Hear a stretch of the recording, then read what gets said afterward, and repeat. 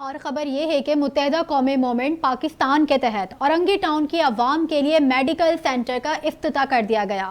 Medical centre کی افتتاحی تقریب سے خطاب کرتے ہوئے MKM پاکستان کے کنوینر ڈاکٹر خالد مقبول صدیقی نے کہا کہ اورنگی ٹاؤن پاکستان کی وہ آبادی ہے جس کے باسیوں نے اس ملک کی خاطر 2 بار ہجرت کی ہے، اور ہجرت ہمارا داغ نہیں بلکہ ہمارے سروں کا تاج ہے۔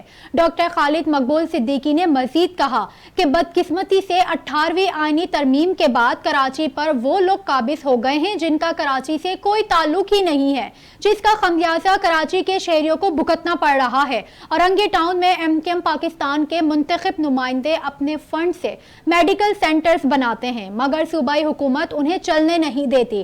اورنگی سمیت پورے کراچی میں میڈیکل سینٹرز چلا کر دکھائیں گے۔ تقریب کے شرکا سے خطاب کرتے ہوئے سابق وفاقی وزیر اور رکن رابطہ کمیٹی سید امین الحق نے کہا کہ MKM پاکستان نے اورنگی ٹاؤن کے عوام سے جو وعدے کیے تھے ان کی تکمیل جاری ہے۔ اورنگی ٹاؤن میں MKM پاکستان نے میت اور ایمبولینس بس سروس، کراچی کا پہلا ڈیجیٹل اسکول، لیبارٹریز کے قیام سمیت پانی، بجلی، سڑکوں کے تمام مسائل حل کرنے کی عملی کوشش کی، ورنہ پیپلز پارٹی کی سندھ حکومت نے اورنگی ٹاؤن کے عوام کے لیے تمام بنیادی ضرورتیں زندگی ناپید بنا دی تھی، جس کے گواہ خود اورنگی ٹاؤن کے عوام ہیں۔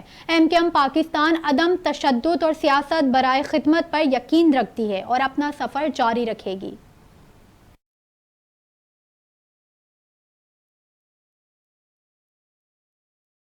نیوز اسٹوڈیو سے فی الوقت اتنا ہی۔ مزید خبروں اور اپڈیٹس کے لیے دیکھتے رہیے اردو نیوز۔